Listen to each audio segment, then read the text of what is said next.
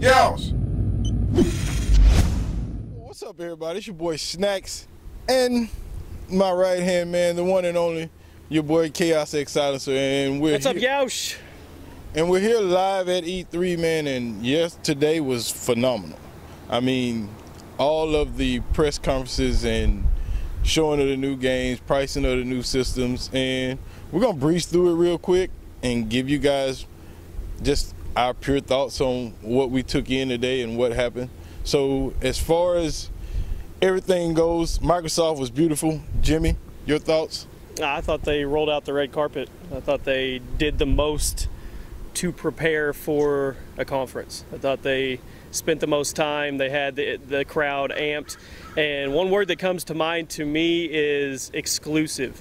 It's like every title they rolled out for Xbox One is going to be exclusive, which is a big deal to me. This was before we watched the Sony conference, so that was a big hitter to me.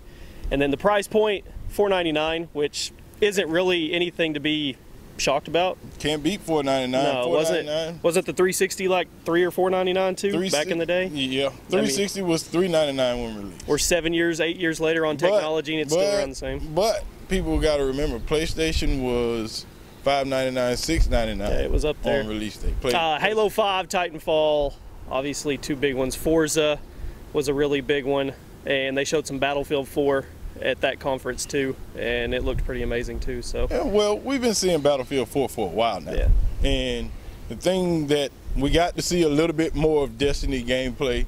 Everybody was anticipating Respawn's re-emergence onto the scene with Titanfall, which is a phenomenal game. Titanfall looks cool. I am going to get my hands on it tomorrow and going to enjoy it. And EA presentation, phenomenal once again. Hats off to EA, and I am so happy that they're bringing NBA Live back. And you know this because that's all I've been talking about. They brought some star power too. They had Drake there. They had Dane Cook. Dane Cook's the comedian. Yeah, Dane Cook's the comedian. Dana White. Dana White. UFC guy, had both champions there. Had Kyrie Irving there. It was cool. EA does, their conference is a little more raw. It's like a little more edgy. Microsoft's more of the smooth, techie type side, and EA kind of takes it on that raw side. So it was good. It was good from both of them. I like both of them. FIFA 14, the new Ignite engine for their sports games looks cool. Yeah. And Frostbite 3. Then they put 64 people on stage and showed off some Battlefield 4 64-man team. That's console, not PC. Yeah, that's console. That was crazy. That 64-man on console is going to be ridiculous. And the gameplay, all those games are now at 60 frames per second. Yeah, everything's 60 FPS. Which is going to make them play a whole lot smoother, play a whole lot better. And Call of Duty Ghosts has their hands full this year. There's some juggernauts coming after that #1 spot. There's some phenomenal titles coming out, and I'm extremely excited to be here. But before we wrap this thing up, let's go to my disappointment of the day. Was the Sony press conference. And just to say, I love Sony. I like PlayStation. I'm an Xbox man, but I do own both consoles. So before you fanboys start bashing me about what I'm fixing to say, Sony, your press conference was disappointing. For one, let's start with there was no level of excitement in the presentation. All of the announcers, one, did not flow smoothly with their words. They weren't together. They started late, and I'm excited for them to be going so hard with indie developers and doing so much for the small guy. Yeah. But it took so long for them to get to the big announcements, to the big titles, to what they're going to have exclusively for PlayStation, that by the time we got there, it was Watch Dogs. We were all asleep. Was basically the exclusive game that they're going for, which is Watch Dogs. Like I said, Microsoft had a bunch of them. But on a positive note, if there was a way to save the conference at the end, they took it to another level with social media marketing. They fired bombs at Microsoft, and then after the conference, that video went up about them. You're going to be able to share your games. They knew exactly where to punch when it came to Microsoft, and it's the whole used games, and Sony reiterated that you will be, it's your game, you can do what you want. I like that. I thought that was good. That was smart. But you did it too early. You shouldn't have done that now.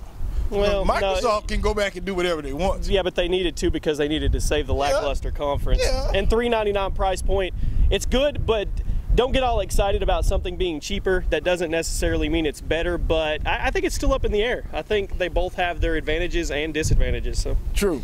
And all in all, the day was good. Ubisoft, you know, they did their thing. You can't knock Ubisoft for what they're going to do. Last of Us is going to be amazing. Their titles are always great. And as far as Sony goes, I still think they left a little bit untold. Probably. You know, because they showed the system with the new eye. I'm sorry, looks like a smaller version of an Xbox. It looks like One. an Xbox. But we don't know who designed it first. They showed the new system, but they had a piece of equipment up there that they did not give us information on. That eye, the same thing that looks like the Kinect. They had that up there on stage, but they didn't. That's their move thing. They didn't, probably. but they didn't give us any information on it, how it's going to work with the system. Nobody cares about that. Exactly, but you still left a lot of untold things. You know, even though Xbox has been doing voice over chat and all this stuff for years. Yeah. You know, and Sony is just now stepping into it.